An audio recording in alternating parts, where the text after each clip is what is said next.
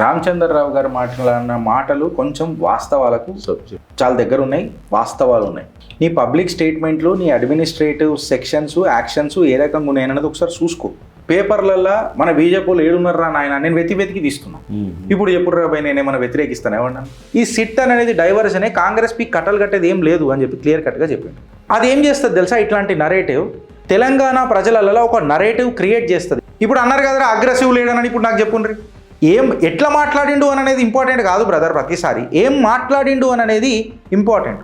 ఇవాళ బీజేపీ ఫిగర్లు రామచంద్రరావు గారు క్లియర్ కట్గా ఏమంటున్నారంటే, నాకు రేవంత్ రెడ్డి నువ్వు డేటా తీసుకొని మాట్లాడు, డ్రామా పక్కకు పెట్టు. ఇది కదా రాష్ట్ర ప్రజలు ఎక్స్పెక్ట్ చేసేది. పర్సనాలిటీని పక్కకు పెట్టిండు, పర్సనల్ పాలిటిక్స్ని పక్కకు పెట్టిండు, పర్ఫార్మెన్స్ డ్రివెన్ పాలిటిక్స్ మీద మాట్లాడుతున్నాడు. నువ్వు జూబ్లీ హిల్స్లో కూడా ఎట్లా గెలిచినావో మాకు తెలుసు కదా. ఎట్లా అన్నాడండి, మన దేవి దేవతల తాగుబోతులకు ఒక దేవుడు ఉంటాడు, అదొక దేవుడు ఉంటాడు. మర్చిపోయినరా? నేను గుర్తు చేస్తున్నా. నేను చెప్పినా కదా, నువ్వు ఒక్కడిగే నేను 10 అడుగులు వేస్తా. కాకపోతే నేను ఆయన నాయకుడికే సపోర్ట్ చేస్తా. ఎవరికైతే నిజంగా సబ్జెక్ట్ ఉంటుందో, సబ్జెక్ట్ మీద మాట్లాడతాడో, కార్యకర్తలను కలుపుకుంటూ పోతాడో వాళ్ళ గురించి మాట్లాడతా. Gautam model school sun city branch admissions are open for 2026. No admission fee, free school uniform and also bus transportation available. School fee offer valid till February 10 for nursery to 10th class. Hurry up. Address: Sun City branch opposite Kasturba Trust. Limited seats. Contact us now 8121573123 and 8977113123. దీనికోసమే అన్నా. ఏమన్నారు Prasad? Beer brandy ఎక్కువ అమ్మడం అభివృద్ధి, ప్రజా ఆరోగ్యాన్ని కొల్లగొడుతూ వారి జేబులను చిల్లు పెడుతున్నారు కిషన్ రెడ్డి. కాంగ్రెస్ తెలంగాణ ఏటీఎంలో మారింది. కాంగ్రెస్ బీఆర్ఎస్ ఒకటే, ఆ పార్టీల మధ్య ఢిల్లీలో రహస్య ఒప్పందం. అందుకే ఫోన్ ట్యాపింగ్ అవినీతిపై చర్యలు లేవు. కామెంట్. ఇది ఓకే. ఒకేడాదిలోనే 80,000 కోట్ల కొత్త అప్పులు. రామచంద్రరావు: గత 12 ఏళ్లుగా బీఆర్ఎస్ కాంగ్రెస్ పాలనలో తెలంగాణ పట్టణాలు ఆర్థికంగా పరిపాలన పరంగా కుప్పకూలాయి. రామచంద్రరావు అన్నారు. రాష్ట్రంలో 123 మున్సిపాలిటీలపై 3,600 కోట్లు, జీహెచ్ఎంసీ 5,000 కోట్ల అప్పులు పేర్కొపోయాయని చెప్పారు. కాంగ్రెస్ సర్కారు ఏడాది కాలంలోనే 80,000 కోట్ల కొత్త అప్పులు చేసి రాష్ట్రాన్ని సంక్షోభంలో నెట్టింది అన్నారు.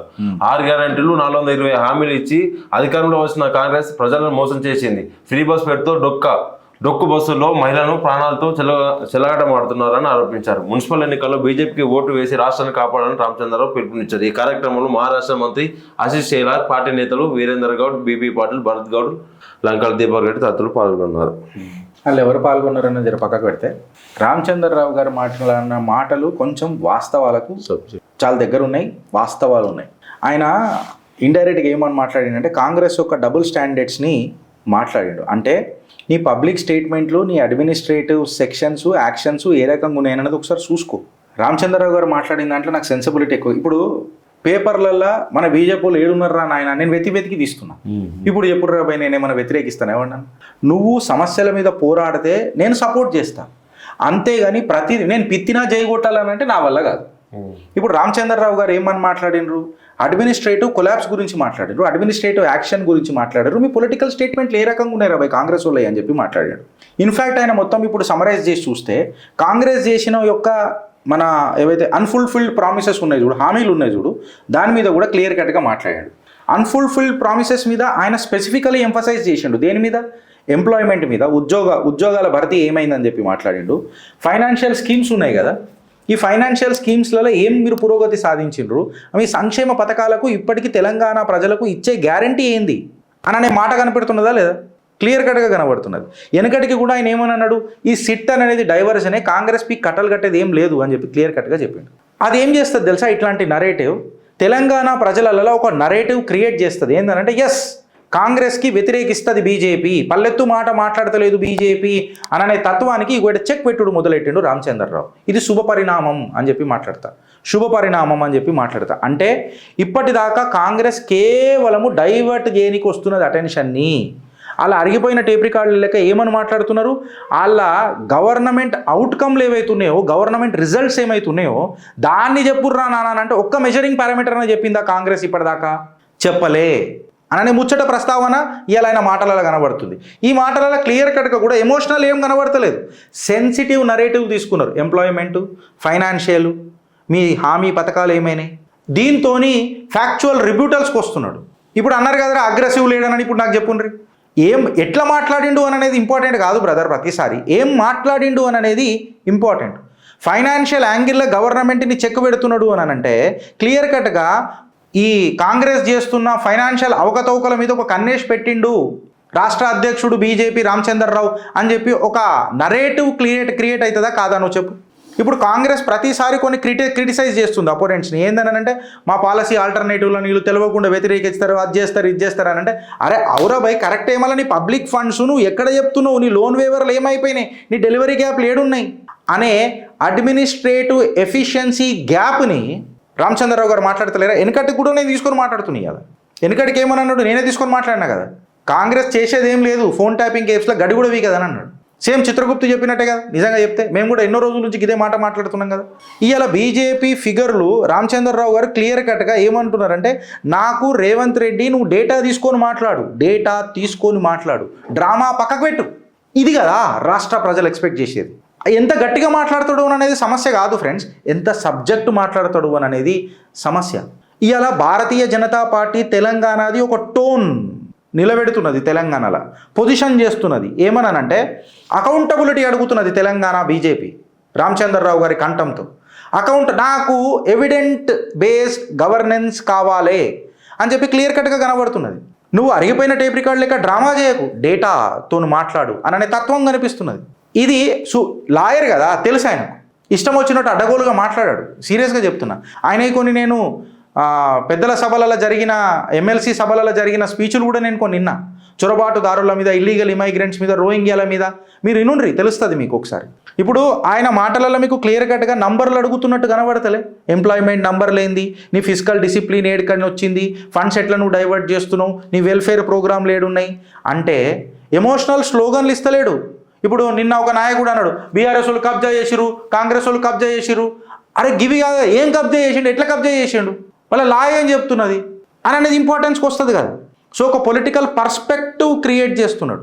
ఇది ఏం చేస్తుంది తెలుసా ఫ్రెండ్, ఈ పొలిటికల్ పర్స్పెక్టివ్ తినగ వేము తీయనుండు అని అన్నట్టు మెల్లగా సలైన్ల ఇంజెక్షన్ ఎక్కించినట్టు బాడీ రక్తంలా స్టార్ట్ అవుతుంది. ఇది రెజనేట్ అవుతుంది ఓటర్లల్లో రెజనేట్ అవుతుంది. అరే వెరిఫైయబుల్ డేటా మళ్ళా వచ్చిండు కదా, పాలసీ క్లారిటీ అడుగుతున్నాడు కదా అనే ఒక తపన స్టార్ట్ అవుతుందా కాదా. ఆయన అన్న మాటలు మీరు విన్నారా ఇప్పటిదాకా? ఫండ్స్ అలొకేషన్ మీద మాట్లాడుతున్నాడు. మళ్ళీ నీ హామీలు ఏమైరా భయ్ అని చెప్పి మాట్లాడుతున్నాడు. నీ టైం లైన్స్ ఏమైనాయిరా భయ్ అని చెప్పి మాట్లాడుతున్నాడు. పర్సనాలిటీని పక్కకు పెట్టిండు, పర్సనల్ పాలిటిక్స్ని పక్కకు పెట్టిండు. పర్ఫార్మెన్స్ డ్రివెన్ పాలిటిక్స్ మీద మాట్లాడుతున్నాడు. దీనికి మనం ఖచ్చితంగా మద్దతు తెలపాలన్నా వద్దా, మాట్లాడాలన్నా వద్దా? అంటే ఈయన నేతృత్వంలో నేను నేను మాట్లాడితే డేటాతో మాట్లాడతా, నేను డ్రామా మాస్టర్ని కాదు, నాకు ఇచ్చిన బాధ్యతను నేను డేటాతో చేస్తా, ఎవడనేమని అనుకొని నేను ఇదే మాట్లాడతా అననే ఒక డేటా డ్రివెన్ అటాక్ కనబడుతున్నది. ఇది డెమోక్రటిక్ ప్రాసెస్కి మంచిది. కార్యకర్తలకు కూడా ఒక క్లారిటీ వస్తుంది. ఇన్ఫ్యాక్ట్ చెప్పాలనంటే మళ్ళీ ప్రశ్నలు వేసినప్పుడు ఏమాయరా ఆమె తెలివితేటలు అని కాంగ్రెస్ని క్వశ్చన్ చేసే bench mark political strategy develop అయినట్టు అవుతుంది కాదా. నేను ఇదే అడిగిన కదా ఇన్ని రోజులు, నువ్వు ఒక మాట మాట్లాడు, నేను 10 మాటలు మాట్లాడతానన్న. ఇవాళ క్లియర్ కట్గా అయిన మాటలలో ఒక పొలిటికల్ కౌంటర్ నరేటివ్ కనబడ్డది గవర్నమెంట్ గ్యాప్ల మీద. ఆయన ఏమంటున్నాడు, నీ ప్రామిస్లు ఏమాయి, నువ్వు పబ్లిక్ ట్రస్ట్ పోతున్నది నీది, నువ్వు ఏం పెద్ద పీక్ కట్టలు కట్టినావని, నువ్వు జూబ్లీ హిల్స్లో కూడా ఎట్లా గెలిచినావో మాకు తెలుసు కదా అని నాకు తత్వం కనబడుతున్నది. ఇప్పుడు ఆడ క్లియర్ కట్గా నువ్వు ఇష్టం వచ్చినట్టు ఎట్లా అన్నాడండి, మన దేవి దేవతల తాగుబోతులకు ఒక దేవుడు ఉంటాడు, అదొక దేవుడు ఉంటాడు, మర్చిపోయినరా? నేను గుర్తు చేస్తున్నా, నేను చెప్పినా కదా నువ్వు ఒక్కడిగే నేను 10 అడుగులు వేస్తా, కాకపోతే నేను ఆ నాయకుడికే సపోర్ట్ చేస్తా. ఎవరికైతే నిజంగా సబ్జెక్ట్ ఉంటుందో, సబ్జెక్ట్ మీద మాట్లాడతాడో, కార్యకర్తలను కలుపుకుంటూ పోతాడో వాళ్ళ గురించి మాట్లాడతా. ఈడ నా స్వార్థం ఏమైనా ఉన్నదా చెప్పు. ఇప్పుడు నా స్వార్థం వీడు ఏమన్నా కనబడ్డా? గిరీష్ గారికి ఏమన్నా పదవి ఇచ్చిండా, లేదా నా సస్పెన్షన్ ఎత్తిరా? ఇప్పుడు నాకు ఇడ చెప్పుర్రి. అడ్డమైన ఏదో మాట్లాడితే జై కొడతా అంటే నేను అస్సలు కొట్ట. ఆయన మాట్లాడిన ఇండికేటర్స్ క్లియర్ కట్గా మెజరబుల్ ఇండికేటర్స్ మాట్లాడిండు. ఉద్యోగాల స్టాటిస్టిక్స్ ఏంది రేవంత్ రెడ్డి, నీ ఇన్ఫ్రాస్ట్రక్చర్ ఎప్పుడు కంప్లీట్లు చేస్తావు, నువ్వు మాట్లాడిన మాటలు, నీ వెల్ఫేర్ డిస్ట్రిబ్యూషన్ ఎప్పుడైనా ఆడిట్ చేస్తావా? ఆ మాటల సారాంశం అదే. అరిగిపోయిన టేప్ రికార్డ్ లెక్క మాట్లాడలే హెడ్లైన్స్ల కోసం. Evident based governance, long term credibility. అందుకే నేను అంట కదా, he may not be an aggressive orator but is an assertive orator. దీన్ని మనం డీకోడ్ చేసుకోవచ్చు. రాష్ట్ర అధ్యక్షుడు అయినంటే ఏదో పురాల మజాక్తో కాలే, ఆయన ఏదో చూసిర్రు ఆయన దాంట్లో, అందుకే చేసిర్రు పెద్దలు. చేసిన వాళ్ళు ఎవరో ఎలయమలేయాలి కదా ఆడ. చాలా పెద్ద మనుషులు చేసిరు. నేనేమంటా అంటే సారాంశం తీసుకుందాం, కార్యకర్తకి ఇది చాలు కదా, రాషన్ పాన్ని తీసుకొని కుసాంచనీకి. ఇప్పుడు ఎప్పుడు రా పైన, ఇప్పుడు ఎప్పుడు కామెంట్ రూపంలో జర వస్తే మంచిగా ఉంటుంది. ఇప్పుడు అందరు రండి.